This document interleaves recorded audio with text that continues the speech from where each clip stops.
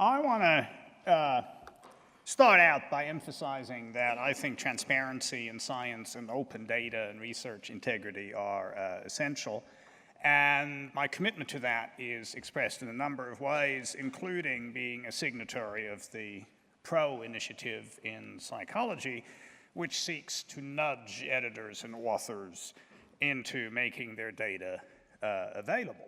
But the reason I'm here today is because I think we need to have a conversation about the full implications of transparency, open data, and such like. And the reason for that is that open data is highly political.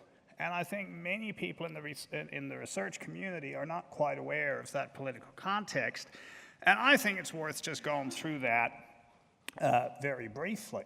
Now, there is a Data Access Act in the United States that was introduced about 20 years ago, which sounds absolutely superb. Open data, everything has to be transparent, citizens can challenge, the agencies have to respond. That's all terrific, but funnily enough, the acts were drafted by the tobacco industry and the implementation of them was overseen by the tobacco industry. And my source for that is the peer-reviewed literature in public health. So this isn't just some political fluff. I think this is what actually happened. Now you may wonder why the tobacco industry is so interested in having access to data.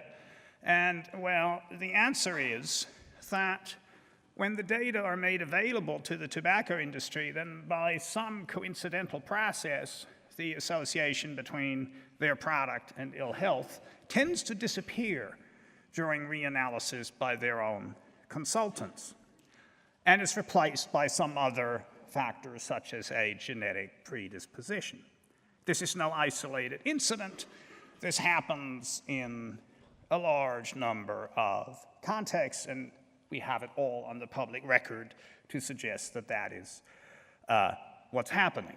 So I think that makes open data and transparency inherently political. But there's more to it than that, because open data can be weaponized. Here's one example involving a person who at the moment is running the House Science Committee, who last year subpoenaed data from the National Oceanic and Atmospheric Administration. What data? Well, you might already guess, climate data that actually, as it turns out, happened to be publicly available at the time. But he bypassed Google and decided that a subpoena would be the more effective way of obtaining these data. That's no isolated incident.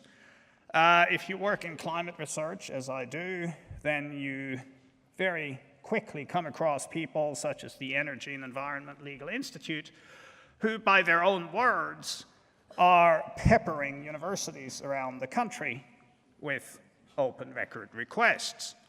Open record requests for what?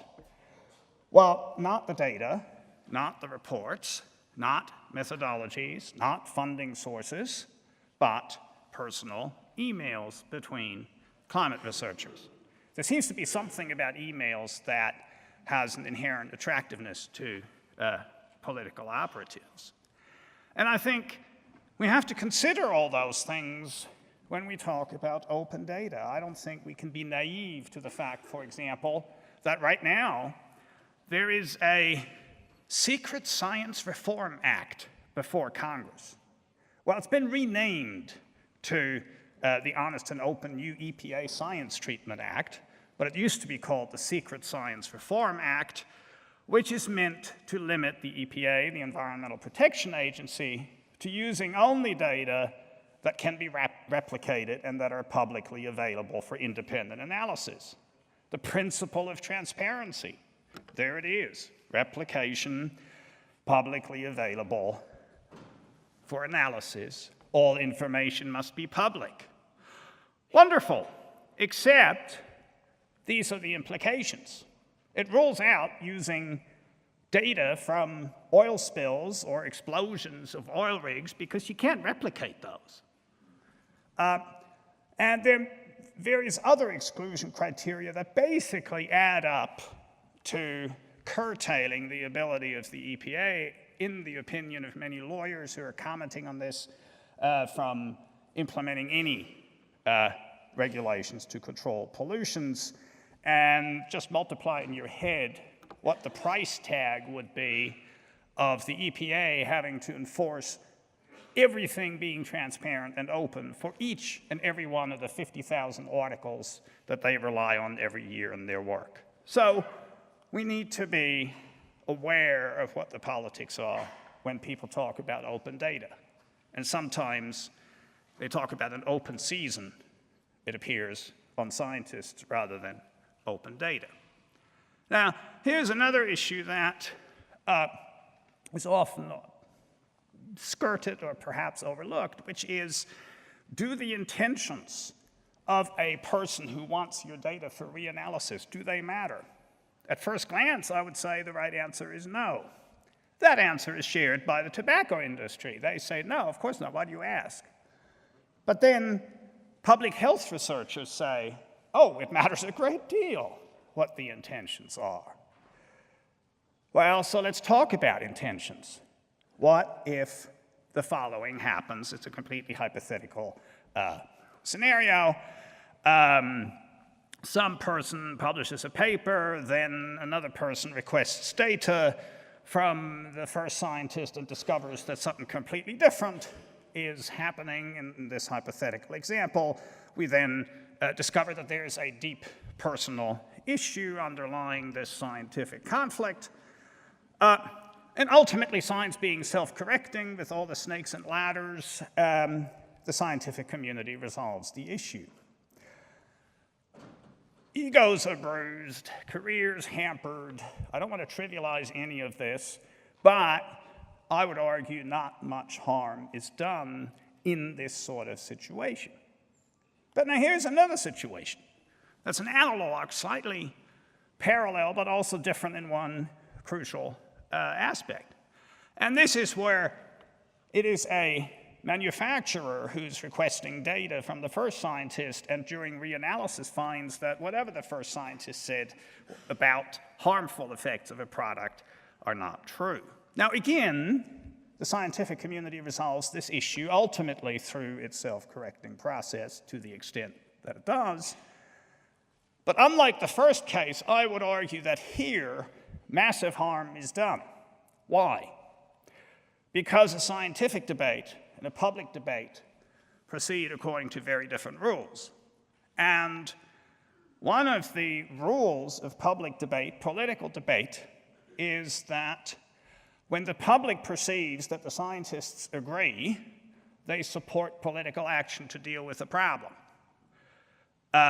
When the public thinks there is a scientific debate, then they will not tell their politicians to act on it.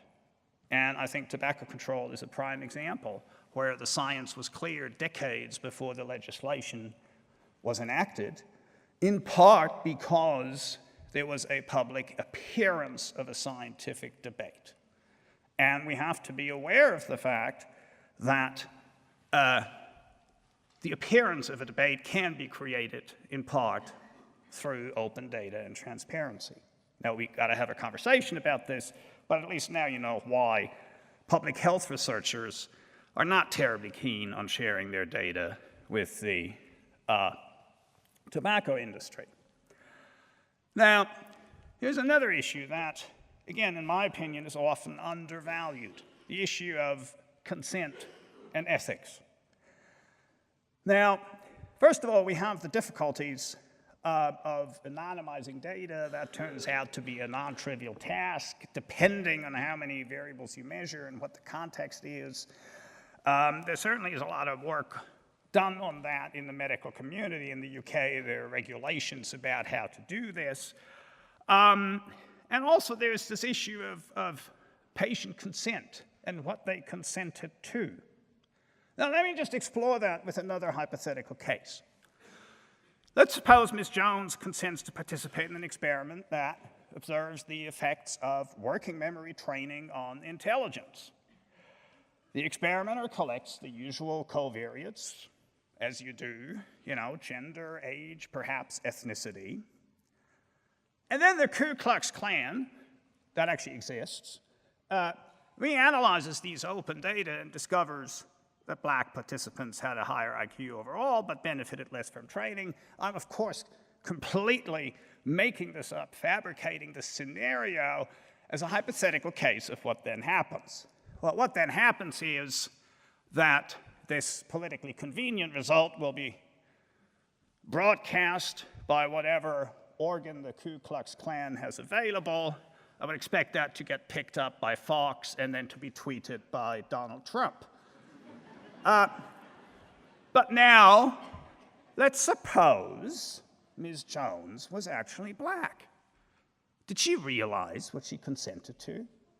Would she have given consent if she had known what was going to happen? Would she ever provide consent to any other study again? And note that this has nothing to do with anonymity. This has something to do with the fact that if you make your data openly available as a researcher, you lose control over what's going to happen. And I think that is something that we have to talk about, got to have a conversation about. And I'm not the only one here. I think, there's some concerns that are being articulated now about the implications, especially in biomedical data, of letting go of them entirely and making them publicly available. And that brings me to my next issue. Does competence matter? We've talked about intentions, we've talked about consent. What about the competence of the people involved in data analysis? Now, researchers operate in an institutional context. All of us, I would assume, are accountable to ethics boards. We have to submit data management plans. We're encouraged to pre-register, and I do all the time now. We publish in the peer-reviewed literature. We're accountable on PubPeer, and the list goes on. Now, contrast that to a hypothetical, but in my experience, very real person. Let's call him Tom Harry from Wijimotha, who runs a Center for Transparency out of his dunny. He has none of the above, but he has a blog and discovers that vaccinations kill. Truth revealed by his reanalysis. Donald Trump has already tweeted precisely that. Does the competence matter? Well, I think it does, and it should, and I'm not the only one. The UK MRC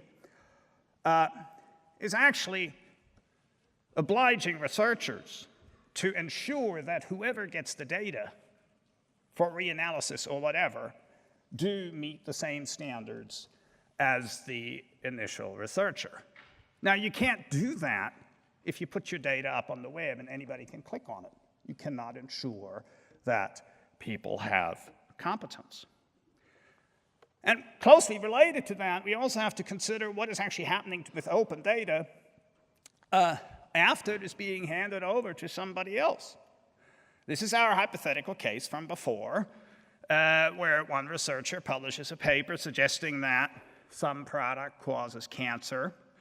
The manufacturer reanalyzes the data and discovers that no, that's not the case. The reanalysis is published not in the peer-reviewed literature, but on a blog. It is picked up by Twitter, Donald Trump, by Fox News, and all of a sudden, what happens is that the public gets a very different impression of what is happening. These are actual data from the MMR scandal. The previous speaker mentioned that Wakefield published his fraudulent paper in about '98. There was sustained negative media coverage of vaccinations in the United Kingdom. And if you look at the MMR uptake, it declined over time below what is needed for herd immunity, and it took a huge amount of expenditure of time and treasure to restore vaccination rates because of how things play out in public when they're not bound by scientific rules. And whenever we make data openly available, we're facilitating not just transparency, but also that. Now, my final point is that, for very good reason, we're urging scientists to pre-register their hypotheses and their analysis plan to guard against lots of things, well, p-hacking, cherry-picking, harking, you know, all the terms, and for very, very good reason.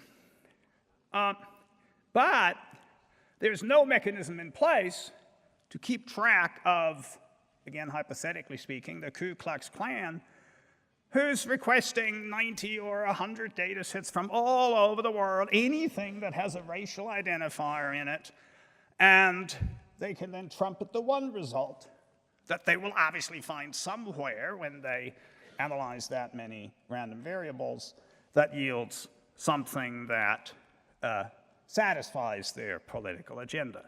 We have no protection at present against that because we're focusing exclusively on what scientists should do with their data, not what others can then do with that. So, what does this add up to? Well, in my view, science should be open and transparent. Don't misunderstand anything I've said as being a retreat from principles of openness and transparency. I think we should make our data available. We should pre-register. We should do all these good things.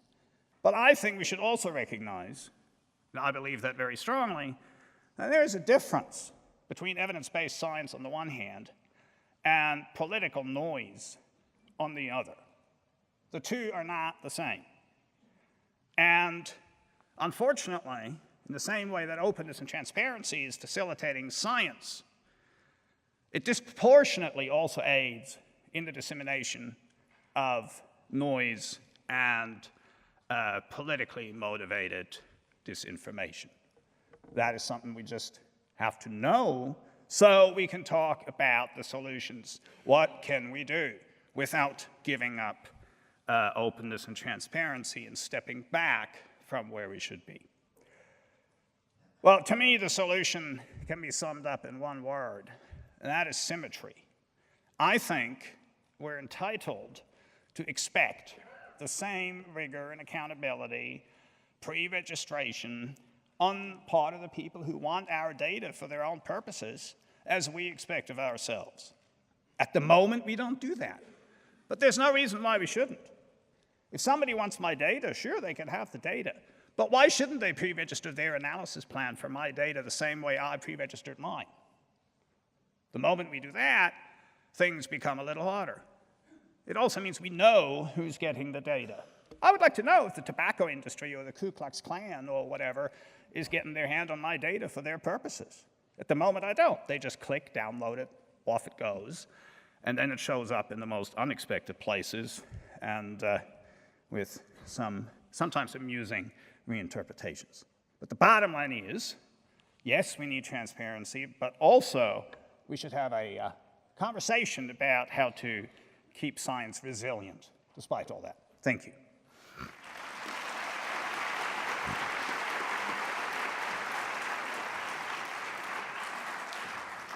Thank you, Stefan, for that very thought-provoking address. Time for questions. And we have time for a few questions. So again, if you move to the microphones in the center and line up, give your name, institution, and where you come from, and please proceed. Yes. Yeah, Jelte. Thanks. Jelte Wichert, Tilburg University, the Netherlands, and a big proponent of open data. Thank you, Stephen, for a thought-provoking talk. So I actually did my PhD on group differences in IQ, and within the academic literature there is a debate on group differences in IQ, and I've seen an awful lot of nonsensical analyses, unwarranted conclusions, and what have you concerning ethnic group differences in IQ. But I'm a firm believer in the scientific method, and I've seen, and I've actually been involved in a lot of debates on the data. Now, my question then is, why are you, so that's one. The second point is that I there have been cases where the pharmaceutical industry, because of litigation in the US, was forced to open up data. And these data present a treasure trove for anyone to reanalyze the data, to find side effects, to find inflated statements, p-hacking, publication bias, outcome switching, and what have you. Now, because I'm such a firm believer in the scientific method, how do you see that these negative effects that you here so eloquently provide have more weight in a negative sense as opposed to the positive weight that we can achieve when we have more and more people reanalyzing, scrutinizing, and end up discussing data and then let the chips fall where they may. Yeah. Oh, look, I mean, I don't think we disagree on that. And you know, I'm totally in favor of open data. I think the pharmaceutical industry should hand over their data, absolutely. What I'm talking about, though, is that we've got to be educated about, you know, what the context is and what some people will do, and we've got to develop safeguards against that. Now, it seems to me that what you're talking about probably, certainly the first case, you're talking about, you know, people, if I understood you correctly, arguing in the scientific literature within the institutional constraints of science about these data, rather than stepping completely outside that onto the internet where, you know, as you know, anything goes. So really, my suggestion is that what we've got to do is we got to put safeguards in place for open data, so the things I'm talking about can't happen or are at least traceable or identifiable. That's all I'm saying. I would never say let's keep data secret. Not at all. I'm saying, yes, let's put them out there, but let's keep track, for example, of who's requesting them. Let them tell us what they want to do ahead of time. You know, and if they say ahead of time, well, I just want to look at the data and snoop around until the lung cancer relationship is gone, well, fine, you know, but then at least they can do that, but we know ahead of time what they're up to. Okay, next one, please. Hi, I'm Tony Peachfield from the UK Medical Research Council.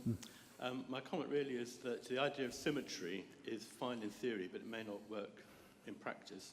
And we have a very good example of that in the UK, where many years ago the MRC funded a trial of cognitive behaviour therapy for chronic fatigue syndrome, and the results showed that it was effective in some cases. This was very controversial because many other people didn't believe it would be effective. So there were freedom of information requests for the original data. They were rejected by the researchers on the grounds that the patients had not given consent for their data to be released because the trial was funded a long time ago. And it went to appeal, and the researchers lost the appeal, so they had to release the data. And so that data is now in the public domain. Within about a few weeks, somebody else had reanalyzed the data and came up with a different conclusion, which was that the cognitive behaviour therapy was ineffective. And the reason they came to that conclusion was that they used a different threshold as to what they meant by effectiveness. So however much one tries, and we have the statement you quoted in our guidelines, actually, in practice, when you have freedom of information laws, it's very difficult to control the symmetry, and you get asymmetry. Yeah, thanks for that. I'm actually quite familiar with that case you're talking about, and I hate to talk about it in public because I once did use the word chronic fatigue syndrome, and the outburst on Twitter afterwards kept me occupied for months. Anyway, yeah, I totally see the problem, and I've come across exactly the same thing in the UK at my university, where the university told me, oh, you can't release these data because people didn't give consent to have it released openly. Now that put me in a terrible spot because I would have liked to share the data, and if you go on the internet, you will now find a lot of people accusing me of withholding data. And what then happened was that somebody FOI'd the very same data from the very same university, and the very same person wearing the different hat as FOI officer handed over the same data that he told me the day before I couldn't release because there was no open consent. So I think what you're pointing to in the UK is a very important issue that has to be resolved, because freedom of information and privacy legislation, as far as I can tell, are either incompatible or they're interpreted in incompatible ways by different people, creating situations that then ultimately end up very unpleasant. Yes. Okay, thank you, Stefan.